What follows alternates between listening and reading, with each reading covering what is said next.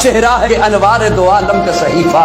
آنکھیں ہیں کہ بحرین تقدس کے لگی ہیں، ماتھا ہے کہ وحدت کی تجلی کا ہے برق، عارش ہے کہ والفجر کی آیت کے امی ہیں، گیسو ہے کہ واللیل کے بکھرے ہوئے سائے، ابرو ہے کہ قوسین شب قدر کھلے ہیں، گردن ہے کہ برفرق زمین اوج سریا، لب صورت یاقوت شعاؤں میں دھلے ہیں، قد ہے کہ نبوت کے خد و خال کا معیار، بازو ہے کہ توحید کی عظمت کے علم ہیں، سینہ ہے کہ رمز دل ہستی کا خزینہ، پلکیں ہیں کہ الفاظ رخ لوح و قلم ہیں، باتیں ہیں کہ طوبا کی چٹکتی ہوئی کلیاں، لہجہ ہے کہ یزداں کی زبان بول رہی ہے، خطبے ہیں کہ سامن کے امڑتے ہوئے بادل، قرات ہے کہ اسرار جہاں کھول رہی ہے، یہ دانت یہ شیرازہ شبنم کے تراشے، یاقوت کی وادی میں دمکتے ہوئے ہیرے، شرمندہ تابے لب دندان پیغمبر، حرف بسنا خانی خامہ بصریرے، یہ موج تبسم ہے کہ رنگوں کی جنک ہے، یہ عکس متانت ہے کہ ٹھہرا ہوا موسم، یہ شکر کے سجدے ہیں کہ آیات کی تنزیل، یہ آنکھ میں آنسو ہے کہ الہام کی رمجم،